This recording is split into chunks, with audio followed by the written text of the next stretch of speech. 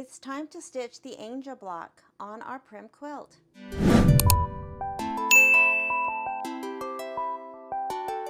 The angel block is on page 21. I have all of my fabrics backed with fusible interfacing, and I have my batting. As a reminder, I am adding batting and background quilting, which is different from the directions. For my S fabric, this will be used in 2 blocks, so I will use what I need for the angel block and then put this back with my other applique fabrics. Let's stitch out the angel block. I've opened my USB and I need to go to my combined files folder and choose block 3, which is the angel block. I'm going to hit set and embroidery, and I do have my stabilizer still attached to the roll, so I am going to go to layout and move and just bump that to the top, and I'll just save everything that's attached. I'll select OK, and then I'd like to stitch on the minus plus needle. I'll first run the placement for the batting. I'll place the batting and tack it down, and I will need to manually stop my machine before I place the fabric. I'll place the fabric, tack it down, and then finish with the background quilting. Love the background quilting. Now I do want to make a note that if you are adding background quilting like I am, and you have rotated the designs to fit the blocks better or just to be a random mix of the background quilting, I just want to note that the placement of the batting and tack down, the tack down of the fabric, that will start in a different place depending on how that block is rotated. The first time it started in a different place, I was like, that's weird. And then of course I remembered, oh, it's because I rotated the whole design. And so if it starts, in a random place, a random corner, that's why. It's because the design has been rotated. All right, so the next 2 steps are going to be the placement and tack down of the 2 applique fabrics. One is the angel and one is the flower pot on the bottom. They don't overlap, so I am going to go ahead and place and tack down the fabrics, both of them, before taking my hoop out. That just saves me from taking my hoop out 2 times. All right, let's get those applique fabrics done.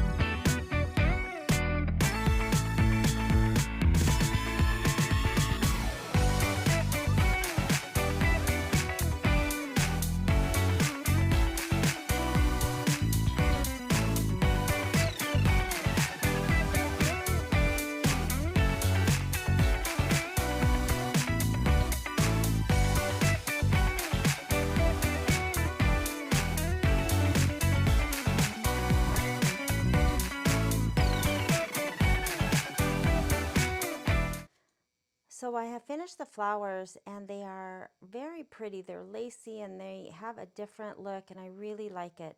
But they are a little bit light. Again, I'm using this tan background. Now this is what the background called for in this project.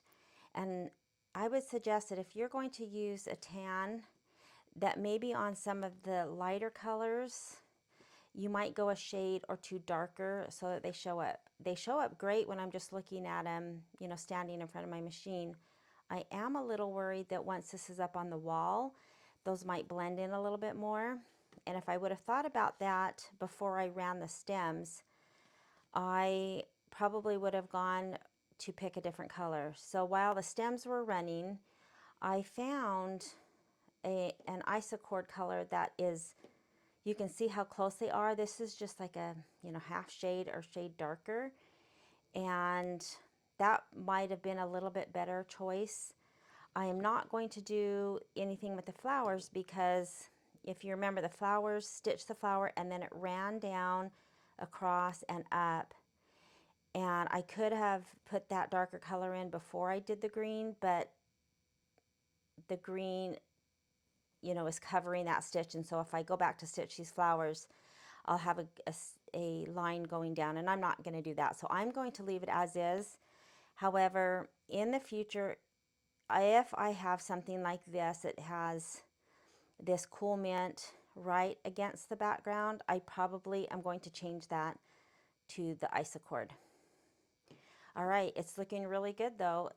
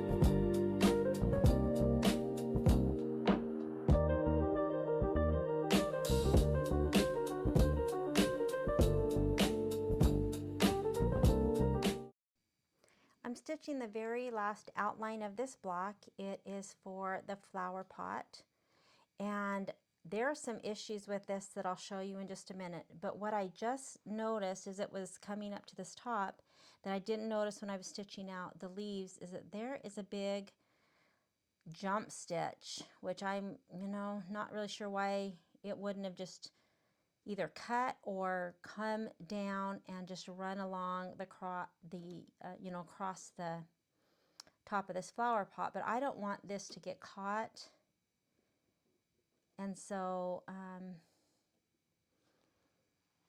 I need to cut that. Now there was one on this side, but I stopped it when it was getting ready to stitch out because the leaves were done, and then I noticed that it was getting ready to stitch across, but I don't think it was a big jump stitch. I think it actually stitched, but of course I stopped my machine, which again is interesting. So, all right, so make sure that you cut that big jump stitch between at least those leaves, and I'm going to continue, and then I'm going to show you what happened. I'm not sure why, but why there's an issue with this. All right, let's finish.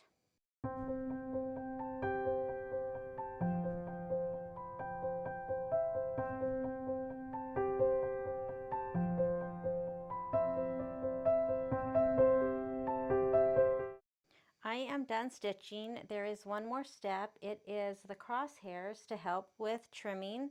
I am going to skip that or just not stitch it. So I am just going to select home and I'm done. All right, let's look at the block. So I'm going to remove it, and there's a few things that I want to go over. There is one jump stitch between the eye and the mouth on the angel, and so I need to trim that. And then I'm going to just trim this stabilizer just to get the excess off. I'm again not trimming this to size. I'm not taking the batting and stabilizer out of the seam allowance yet. I'm going to wait until I'm done with all my blocks, just so that I don't have a lot of fraying. You can see just with the, the fabric sitting, I'm getting some fraying, and I don't want that when I'm ready to sew these blocks together. I want nice crisp edges.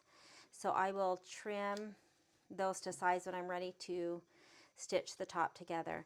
Now there are a few things on this block that I would change or that I don't understand.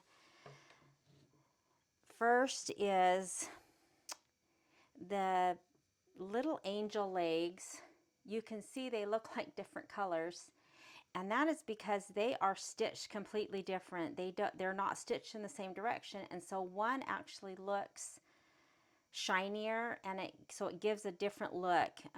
I really wish that they would have just repeated this top leg exactly and not stitched the bottom one different. Again, maybe if it's up on the wall, of course I've got lights on it, that may make it look a little different, but if you look at it, this one is stitched kind of in a diagonal, and this one is kind of in a diagonal, but not quite the same, and it's not in the same direction. So this one kind of went this way, and it just looks different. So anyways, that's interesting.